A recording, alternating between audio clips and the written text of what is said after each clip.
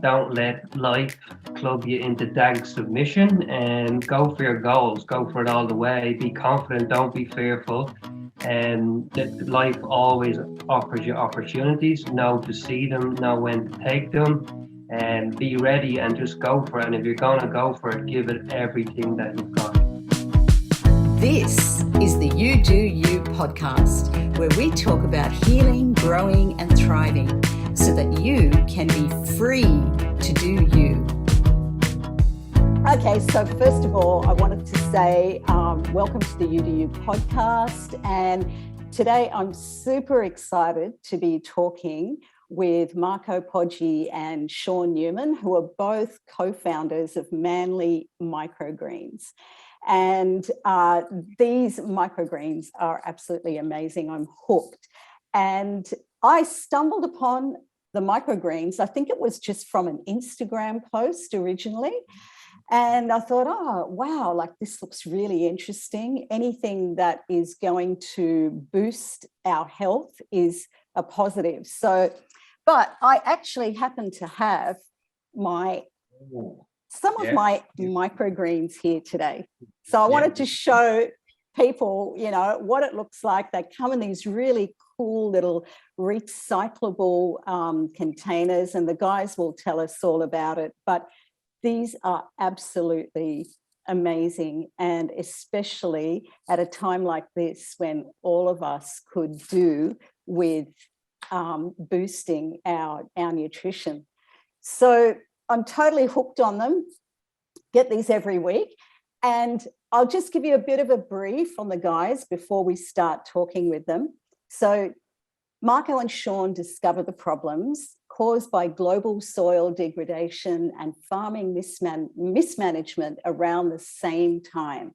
And not only were they both deeply concerned, but both of them wanted to get their hands dirty and make a change.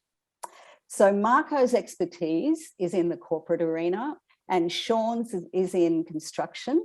And both have left really strong professional careers to establish the Manly Microgreens. And they're fully committed to making the changes in the world that they themselves want to see. So that's just a quick intro, but I'd like the guys to share their story. And I've got a few different questions we'll go through. But I wanted to start from this radical career shift. So both you guys have had a radical career shift from corporate to starting this enterprise from scratch. And I wanted to really understand and unpack a bit of the journey that led to this.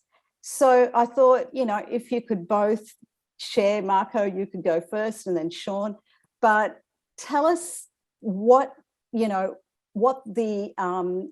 career path looked like and why you decided to make the move. Mm-hmm. Okay. Well, thanks very much for the introduction, Cheryl. That was a wonderful introduction to Manly Microgreens Co. How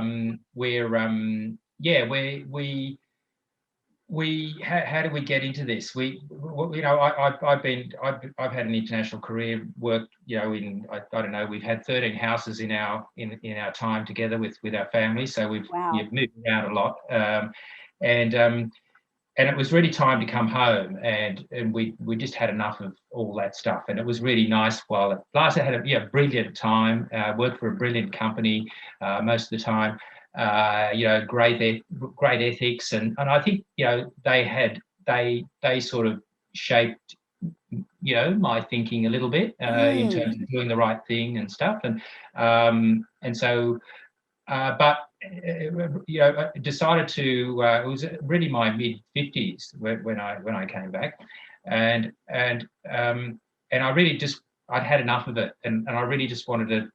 I didn't need to work anymore, but I was still quite young, and I just needed a break. It was a 30-odd years of doing that sort of stuff, and the family had come home. My two kids had come home, and my wife and I were alone. And we thought, well, what are we doing here? This is not. It's not very meaningful anymore. Let's go home. So came home and we pursued all the things we wanted to do and had a great time for a few years. And things started to feel a little bit empty, you know. It just wasn't. It was great, and you know, living a lovely, privileged life, but doing everything you thought you wanted to do, but you know, that never being satisfied instinct that I think Homo sapiens have, was starting to, you know, rekindle itself in me, and I was really looking for a sense of purpose, and you know, that's, you know, there was everything around me except for a sense of purpose. And you know, through actually meditation, my wife's very wise, I would say. She's just I think she's an older soul, and she tends to know what I need. I'm more action orientated and she's more cerebral. Good balance. Yes, indeed. Yeah, and she sort of said, look, just, you know, just do, you've got a great opportunity here to do whatever you like. Just take time and give yourself the time to figure it out. And she put me onto meditation. I started to do a bit of that, and I guess through meditation, it was, what the message that came out was, just do it. You know, just don't be so structured. You know, stop being so, you know, results orientated, KPIs and all this sort of rubbish. I mean, just do whatever comes along. Let it in and let it happen. And so that was my mind had been opened up to do that, which is very different. If you know me, I'm not at all. I wasn't like that at all. I was very much a very, very structured person. Everything. Yeah. And I guess the roles that you had, I mean, they were quite senior roles. Yes. You know, so it was a necessity to be structured and to have that different approach. So yes. So you had a lot of moving parts, and you had to really, you know, apply a pretty structured discipline to it. But so it was about that. Just do it. And then I was watching this. A friend of mine said, "Look, there's a great movie you should watch, which was called Kiss the Dirt." It's a Netflix one, and I watched that, and I just watched, and I thought, oh my God, look what's happening to the earth. I mean, we've gone down from, you know, this beautiful earth, you know, only just before the beginning of the agricultural revolution, which we had, you know, beautiful soils of, you know, over 18 inches, you know, of soil, and now we're down to our last 3 inches in most places. It's been blown away because it's been ploughed and it's been abused, you know, chemicals, fertilizers, you know, open tilling, all that sort of stuff. And so, you know, this is a disaster, you know, which we really, I'd love to do something about this. And we then started to go down this rabbit hole. A guy I know, he said, look, if you're interested in that, read this book called Kiss the Cry of the Warble, which is a bird, by Charles Massey. And Charles Massey's my next door neighbour. I have a farm in, you know, down in the Monaro region, and he's my next door neighbour. Read the book and see what you think. So I read the book, and I was right into it. I thought, wow, this is it. We've got to get into regenerative farming and all this sort of stuff.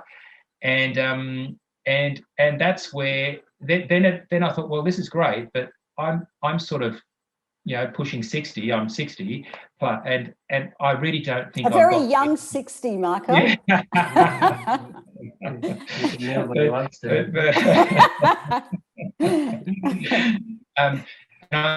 And I don't think I've got the energy to see this project through.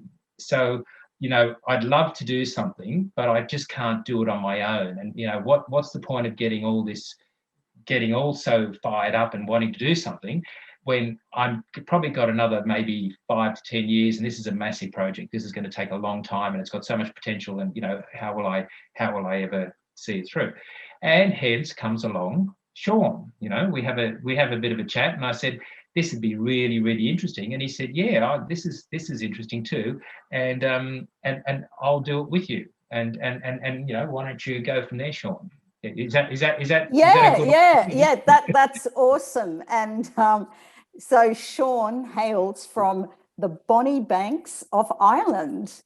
Indeed, yeah. So a little bit about my journey. I moved to Australia 8 years ago, and spent a bit of time in WA in Western Australia before moving over to New South Wales and settled on the northern beaches, God's country. So I was lucky to land where I did. But I sort of went through a journey of self-realization, wanted to lived a lovely life in Ireland till I was 25, and was probably a little bit unconscious, like everybody is at a younger age, and was looking for more. I wanted to step into the chaos, step outside myself, and fly across the world away from friends and family, and give it a go, see what was out there. I was inquisitive. I was always naturally inquisitive, and why Australia, Marco?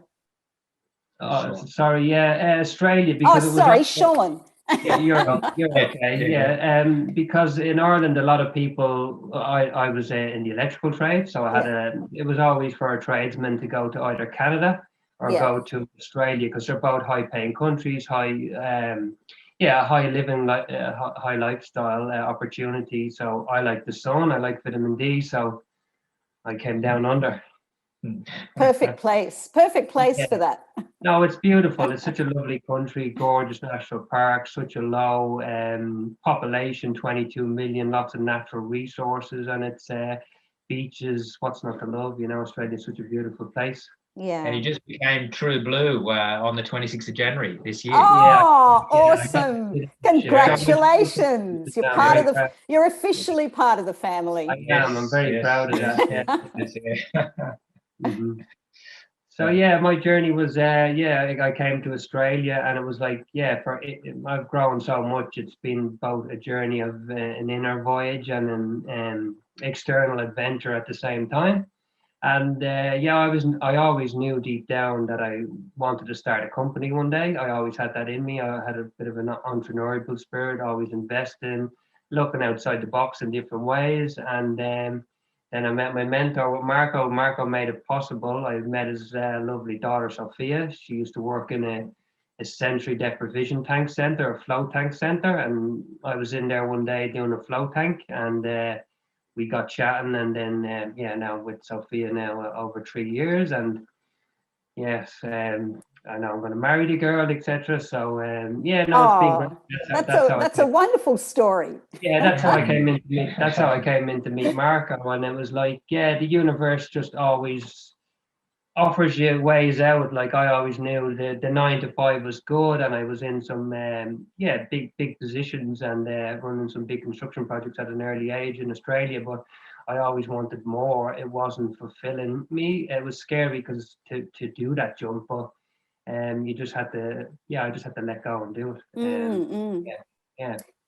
And I was really interested in, how I guess the partnership formed, and it was through your daughter Marco originally, but there could be people out there that are considering going into partnership with someone in an enterprise that they're interested in. And it's always so much more of an enjoyable journey when you've got someone with you, aside from the fact that the two heads are better than one as you're working everything out. So can you talk a little bit about how that has evolved? Mm-hmm.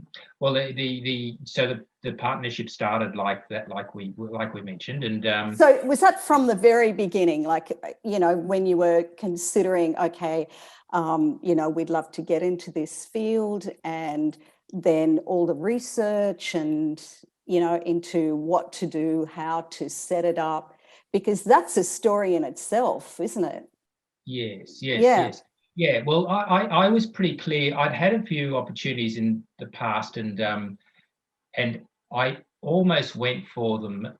And I said to my kids, look, I'm really interested in this. This sounds really like be a bit of fun, but I really need someone. I need an heir. If you're interested in taking over when I've had enough, I'll do it. But otherwise, it's not worth it. Because I mean. It's kind of a second career for me, but I'm not really. I still value my freedom a lot, and so I don't want to be 100% committed to something. I want somebody I was always looking for somebody younger that I could give, like hand over to, and then keep an interest later, a lesser interest, But it was really as a maybe a mentor guy role, but getting in their boots and all, and then potentially speaking when I'm spoken to, afterwards. Right. Yeah. So and I never found anyone, and when Sean came along, it was like, oh really, would you really want to do that, and he said, yeah, I really would, and so we both had a I think we both kicked the tires on each other just to make sure that there was a lot of commitment, that there would be commitment there, and we were really sounding each other out to make sure that, okay, what happens if you break up? What happens if, and all these things. We had quite a difficult conversation, all the conversations that you have to have in case anything happens that right now everything's rosy, but maybe it won't be in the future. That's right, and that's sorry to interrupt, Marco, but I was going to say that's such an important point to make, because I think often partnerships can go belly up because those important conversations and difficult conversations are actually had up front. So you're kind of really open about it, and as you said, what if things don't work out, or anything can happen. But that's a great point. Yeah, that was key, and we both saw it in the same light. We discussed how how we would manage, and so that was one big concern I had. I didn't want to be held. I didn't want to be holding the can by myself, and I was convinced that Sean wouldn't allow that to happen, and I think he also wanted to know that I was going to be in it, as well, so I think we got that understanding, and then we were off, and we started to do things, and he was, I think, pretty early in the piece, we decided what our areas of expertise were, and we're both fairly, I would say, independent people. We're both fairly headstrong, so we don't want to clash on the same thing, like we would know where to. It's been a very good, in the beginning it was a little bit, there was a bit of conflict, as you'd expect, because there's a lot of stuff going on, but we were always able to sit down and talk about it, and then afterwards we would move on to the areas that we're better at, and we'd drive that, and we'd come together on the areas that we needed to come together with. And I think the communication, Sean's communication is fantastic. I mean, he will discuss everything that's going on, and I've learned to do that from him, because I tended to be someone that just hold the flag and say follow me, all my life, and so he's taught me to do more of that, so I think we complement each other really well, and he's excellent at things that I had no idea of, and so I mean, I had idea, but it wasn't, I can understand everything, but I don't understand how to do it, and he can do it, so we haven't had to go outside and seek external help at all. We've been there was a couple of courses you did, which we did. Sean did, so he's the growing expert, and he did those, and did a lot of reading, and he taught me that side of it. And we just did one course, because that way we saved money and didn't do one each, and he just gave me, I read the material and stuff like that and went through it with him, and we just coach each other through the different things that we don't know, right. And that's how it's worked so far. So it's working really well. And that's fantastic. I guess I can see that, it's the relationship has sort of grown and developed as you've both probably learned to play to your strengths. Yes. And then, giving each other grace where there might be some conflict around a particular issue or whatever. And it's interesting, because my husband Lucas and I are in business together, and from the beginning, it kind of evolved like that as well. But we get on really well. But we decided to just play to our strengths and be okay with that.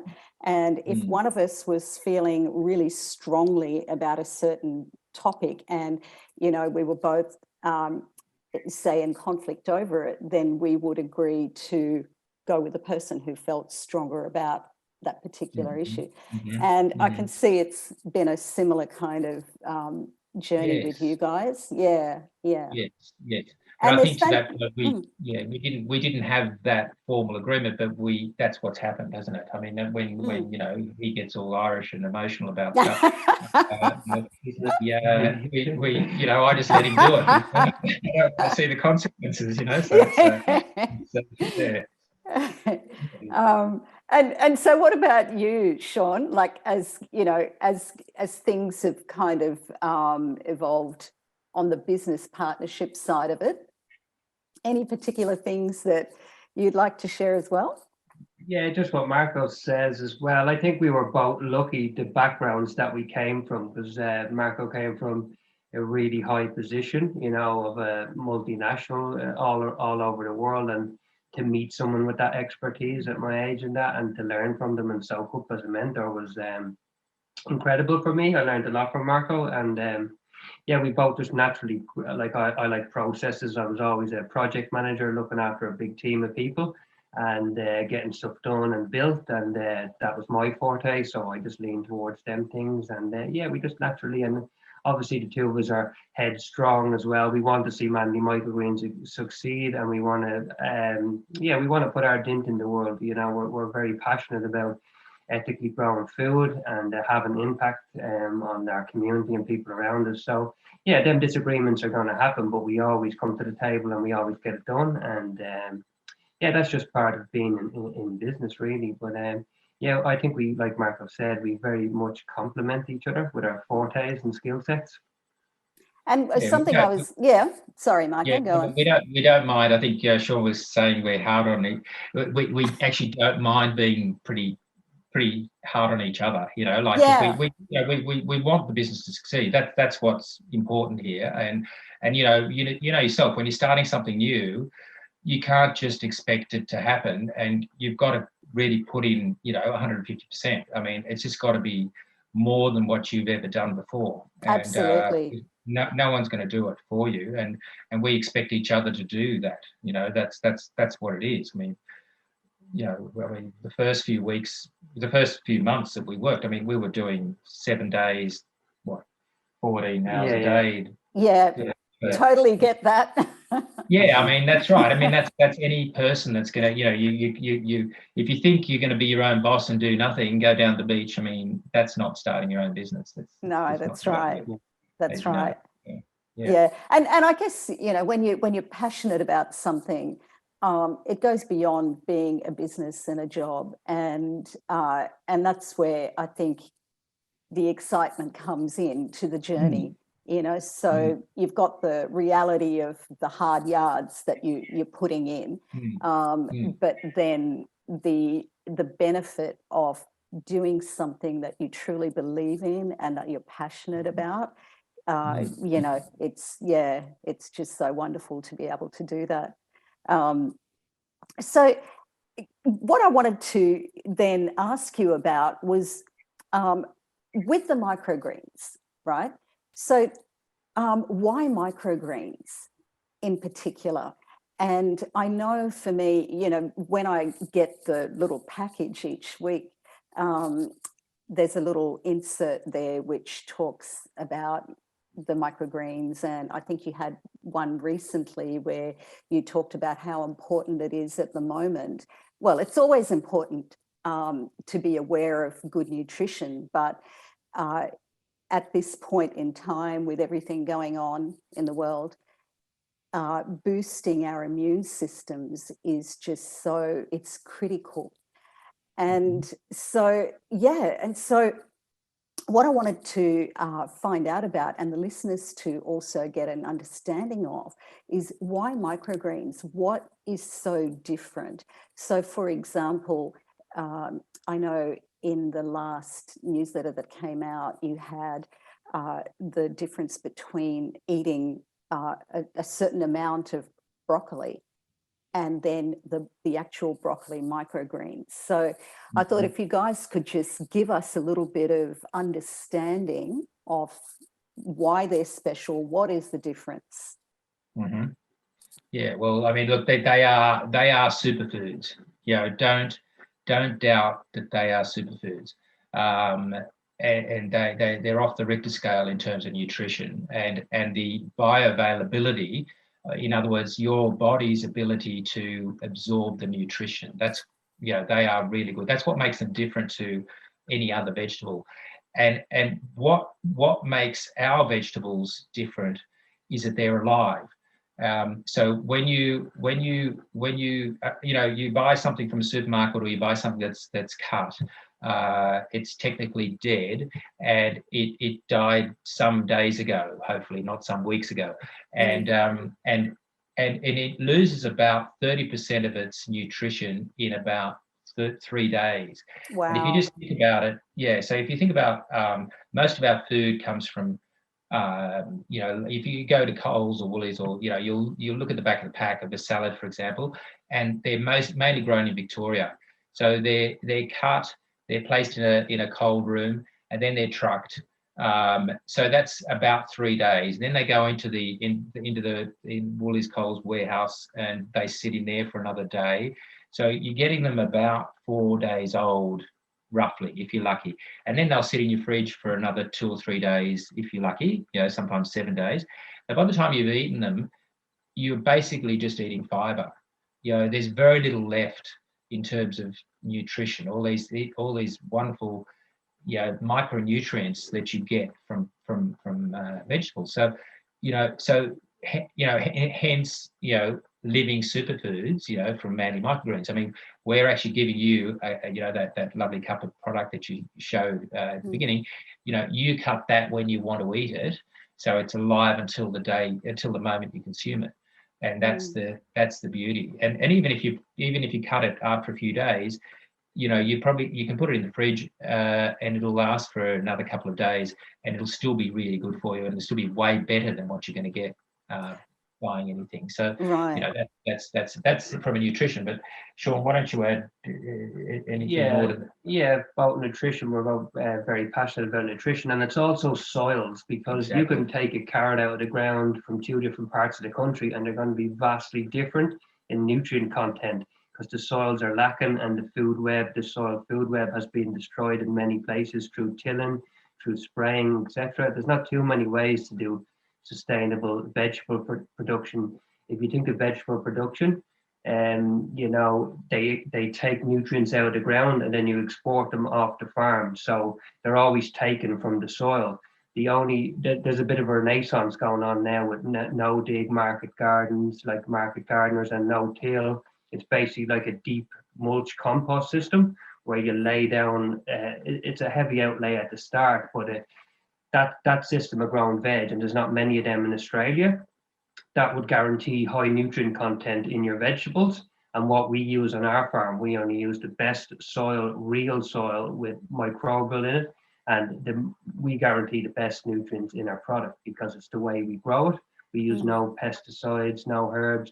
We use harvested rainwater, and we make our own in-house liquid compost tea. All our seeds are non-GMO. That's another big issue. People are getting GMO, a lot of food that you're eating. It's just not the same as it used to be. You see apples now, oranges and stuff in the supermarket. They may look prettier, but they're not as nutrient dense. It's because they've been designed to be a certain set shape. You tasted something years ago and taste it now, and the difference has changed, but the fruit might look prettier, etc. So yeah, that was a big thing for us, to make sure that we're growing the best, most nutrient dense food that we possibly can for the consumer. It had to be triple bottom line. It had to be obviously for the consumer, for the planet, and then for us as well, doing business with that as well. It had to be beneficial for everybody.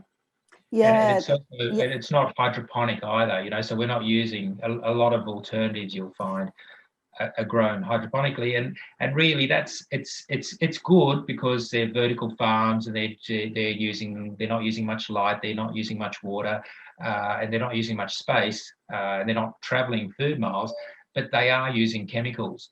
and chemicals are oil derived, or they've got to be mined, Right. extracted, brought from somewhere, Yeah. and all we're doing is using local compost. Yeah. Right. And you won't get a better product than real soil will beat hydroponic system any day of the week, every day. It's what it's meant to be grown in, because you've got all the microbial networks, the fungal networks, all the rich stuff that carry all the nutrients into the vegetables in real living soil. So This is so important for people to know.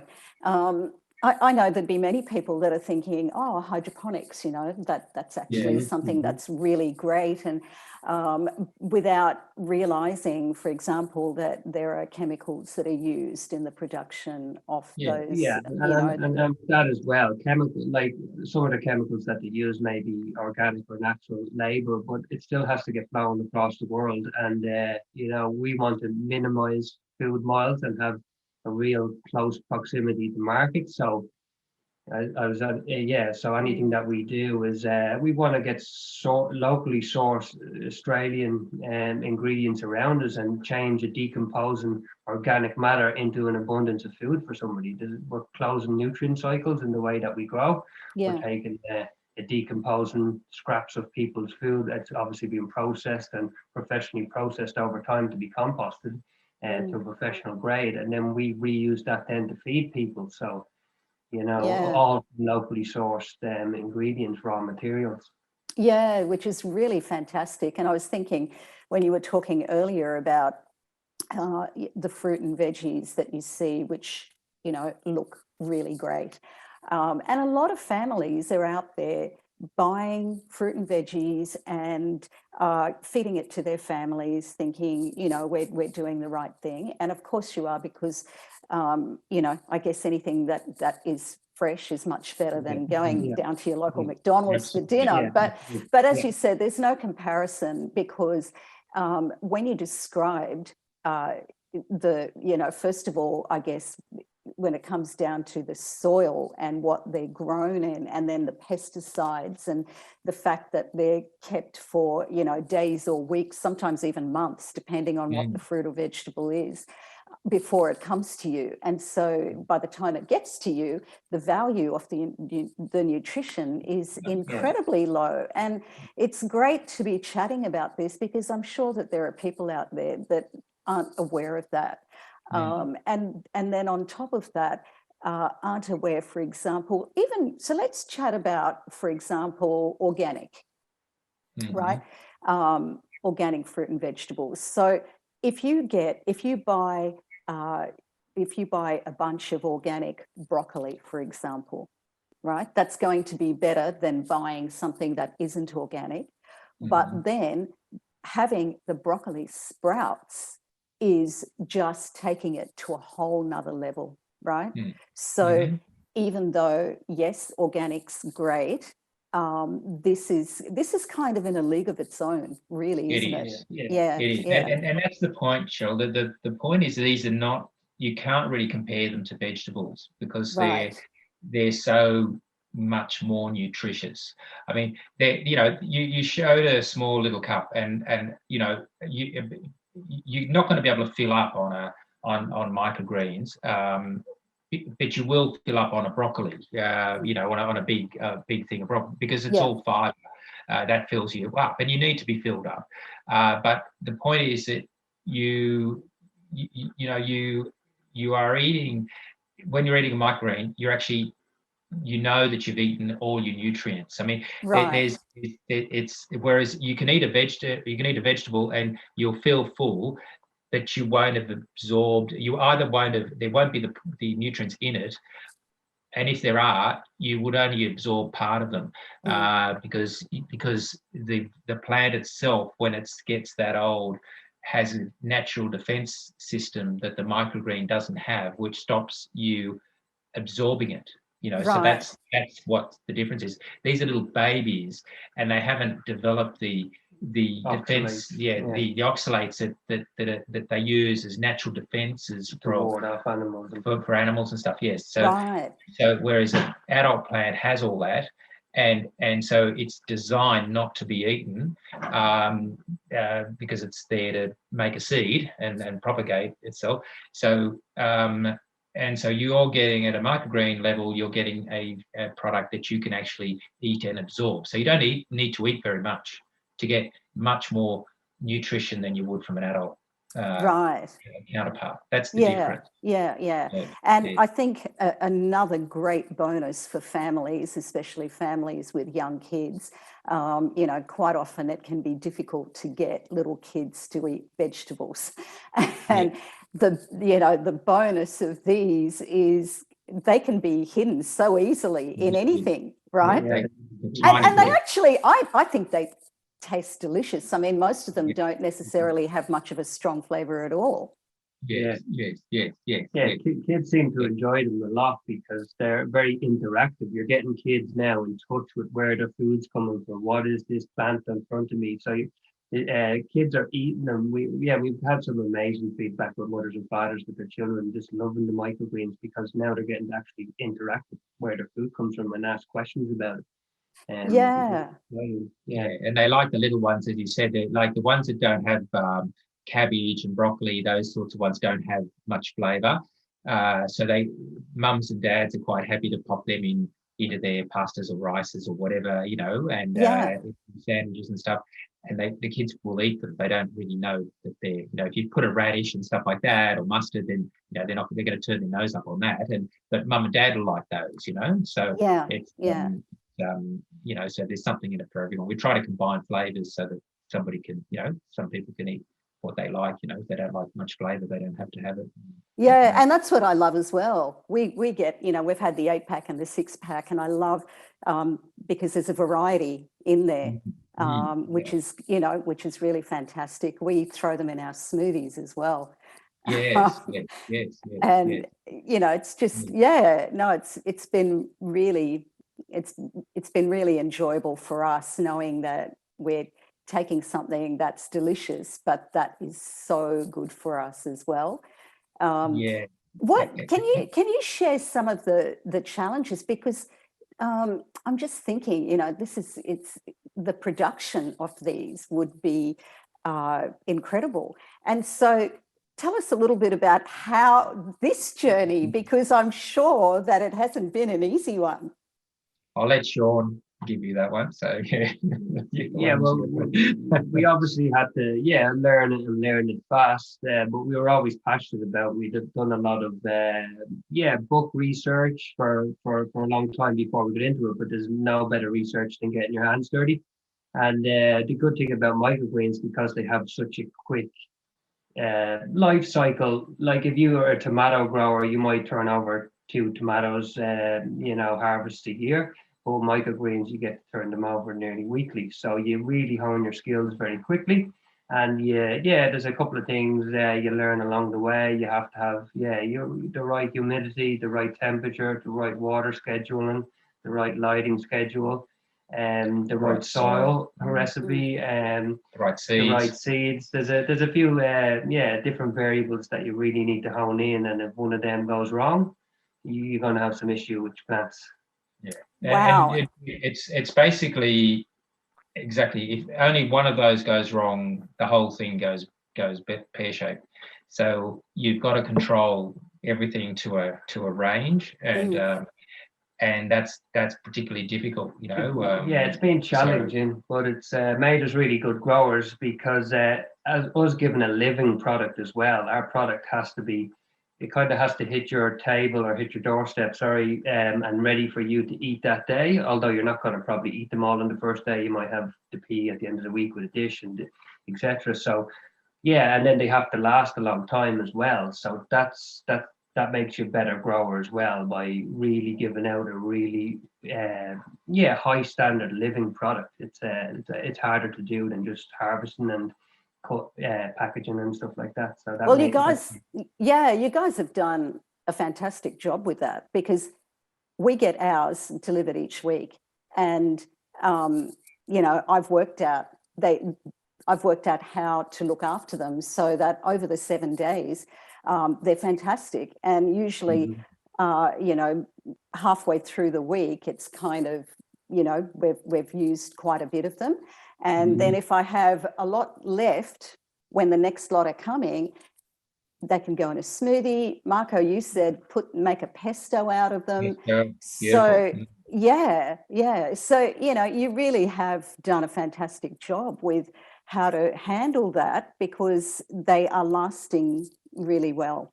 And as you said, for me, I noticed in the warmer months, some of them are growing a lot faster. I'll just put it in the fridge, which slows it down. So fantastic. yeah, you are a AAA plus customer. well, we're totally sold on it. We are so glad you guys are doing this, because people want this nutrition, but who has time? I mean, look at all the research, the work, etc., that you guys have put into, and we get to benefit from it.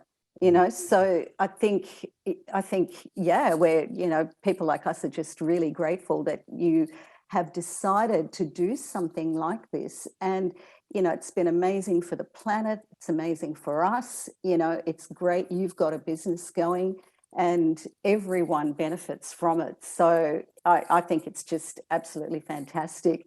What are the highlights? Like tell me what you actually have really enjoyed in this process. Maybe I can start. I think for me, it's really that finding that sense of purpose. That's been very important. Doing something that I feel is worthwhile, and having some dialogue with our customers like this is just wonderful.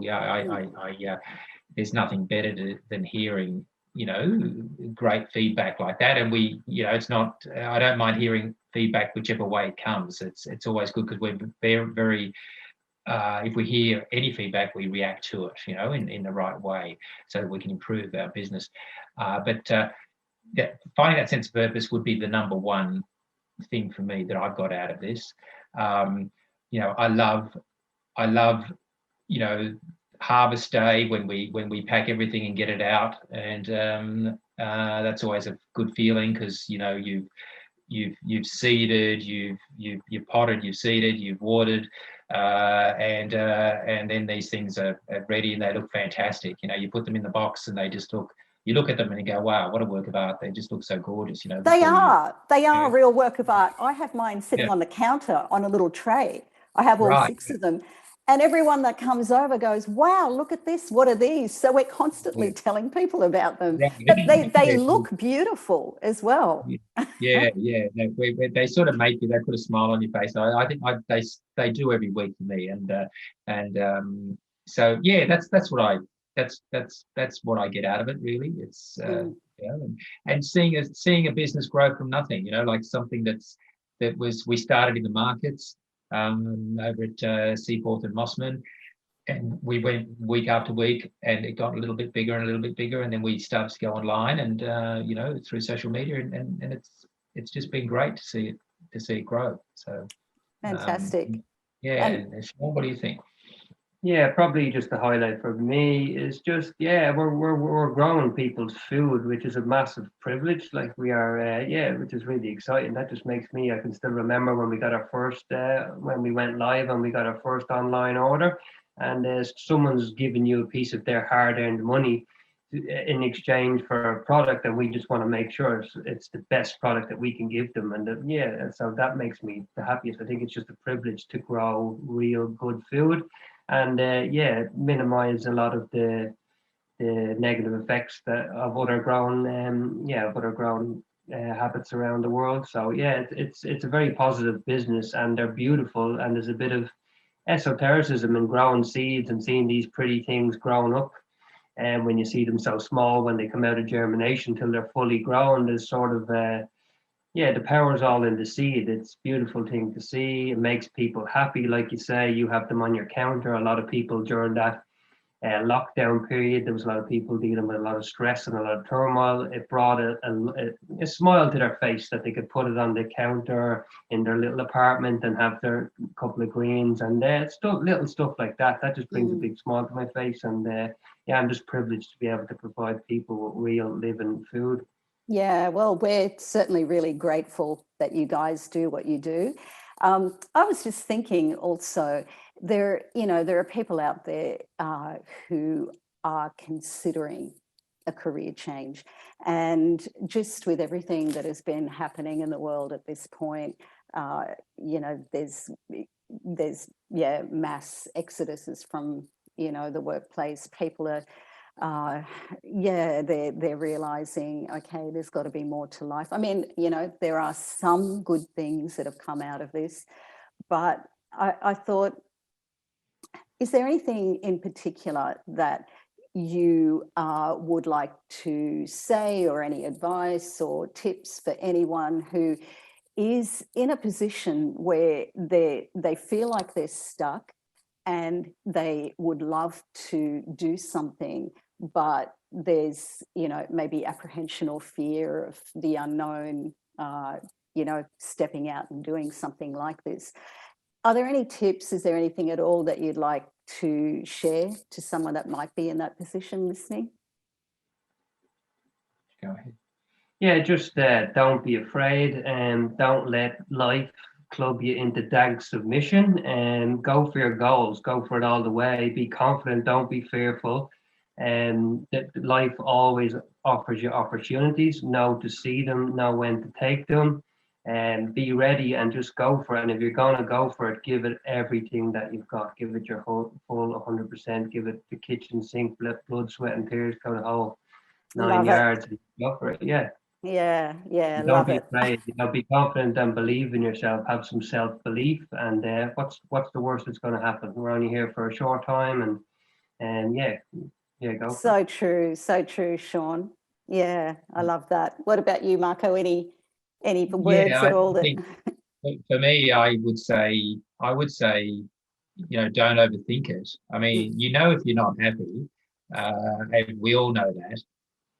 And life's about experiencing we've been given this beautiful world to experience, and so why not just do it. I mean, that was the message from my meditation. I mean, just do it. And I've got no idea. I don't mind planting a few plants in the garden, but I've never done this before ever. And so it's a complete left field sort of thing to do, and never had my own business. I've always been a career person with all the support, as glamorous as it sounds, I've always had people behind me, and I've never really done it myself. All the people around me have done it, everything. So now, for the first time in my life, I'm actually doing, between Sean and I, we're doing everything. And so I would say, just go and do it. Just do it, and you'll learn. You'll be fine. Believe in yourself, and you'll be fine. You'll come out a better person. Yeah, and you'll learn so much skills from marketing, social media, planning, production, everything. If nothing comes from it, another opportunity will come down the line, and you've learned so much from it that you're ready to take the next opportunity. So it's you learn a lot of skills from try to being your own boss and making your own rules. You learn so much. That's I true. think we sometimes just overthink things, and we get stuck in this cycle of, what about this and what about that, and what are the risks and what are the downside and the upside and everything else. Are you happy? I'm happy. Then stay where you are. If you're not happy, then move. You're a master of your own destiny. That's right. If you don't like where you are, you can move. You're not a tree. No, indeed. Exactly. Yeah, no, I love that, guys. I love your, adventurous spirit. And I think it's so important, as you said, to just believe in yourself and to make a decision. And as you said, if you're not happy, then it's important to do something about that. And as you said just a little while ago, Sean, you said, if that works out, great. And if it doesn't, you can go on to something else. But you've done it. You stepped out and you gave it a go. And that's what's really important. So you learn so much from going, and it's them scary things. If you think back of any time in a person's life when you've had them, when you have to go into the cave, that's where the treasure is. It's going into the stuff that you don't want to do. And then if you had a heartache or anyone had anything bad happen, it's usually in hindsight that's where the lotus starts to blossom. That's when it makes you a better person, growth, everything else. It's challenging yourself. It's being comfortable is one thing, but once you're happy with that. But if you're not happy with it and you're not afraid to make the move, when you come to the end of your life, you're going to second question that. You gotta, get outside your comfort zone, and don't be afraid. Nothing's gonna, no one gets out alive. Yeah, that's so true. And the growth that happens through an adventure and challenges like this is just unbeatable. You can't compare it to anything else. Well, I've really enjoyed this, guys. This has been absolutely fantastic. What's next for Manly Microgreens? It's a pity you're not, I'd love to say to people, because we've got listeners around the world, and they're probably thinking, oh, wow, I wish these guys were here. But what's next? I mean, do you have any plans for what you want to do, where you want to take this? Yeah, look, I think part of what we want to do is we want to be local, because we want to have, if you're going to say you're going to reduce food miles, then there's no point setting up a massive manufacturing warehouse here and shipping it all over the place. Would you consider, I was just wondering, about other, what do you call it? Like, just setting up other operations as well. Is that on the cards? Well, we can certainly expand where we are, and where we've got plans to do that, and we'll just do things better than we'll I think continuous improvement. I mean, we do need to expand. That's on the cards. We're starting to have conversations and starting to plan about that. There'll be new product lines as well, which we can offer our existing customers and potentially get into new customers as well. But this is not tomorrow. This is we're doing this in a phased way, and so there is enormous. We've got a lot of ideas, and there's a lot of the chalkboard's full of stuff, so there's a really bright future, a really green future for Manly Microgreens. Green, yeah. That's what we need, a green future. That's okay. That's fantastic. I mean, I'm so glad that we're right near you guys, and so we get to benefit from it. So there would be people around locally as well that are listening, and I thought, where can people find you and reach you if you want to just let them know? Best place probably to reach us and check out and keep up to date on all things microgreens would be on Instagram at Manly Microgreens Co. And if anyone wants to get in touch with any personal questions or has any queries about our products or plants, and they can email me at Sean, SEAN, Manly, MANLY, microgreens@gmail.com. Sean Manly microgreens@gmail.com. Fantastic. Well, I highly recommend anyone that's local to get onto you guys and get this nutrition into you. It's amazing. We all need it, and we're fortunate that we've got it at our door over here. So thank you so much, guys. I really wish you all the very best with the future of Manly Microgreens, and I've just really enjoyed chatting with you and finding out about it. It's been our pleasure. Thanks, Cheryl. You really, it's been an absolute delight talking to you as well. And there's so much trying to fit in that hour, but it's such a deep subject. Regen farming, urban farming, how our food system is structured, and all. It's such a it's quite a rabbit hole. You could talk for hours on it. Yeah, it sure is. Well, I really appreciate the time that you guys have taken to do this, and I'm looking forward to my weekly microgreens. So fantastic. We're looking forward to delivering it to you. Thanks very guys. Much. Okay. All the best. We'll see you next Tuesday. Bye-bye. Yes, I will. Okay. Bye-bye. See you. Bye-bye. Thanks for joining us, guys. Yeah, we loved having your company. Remember to subscribe, and let's catch up again next week.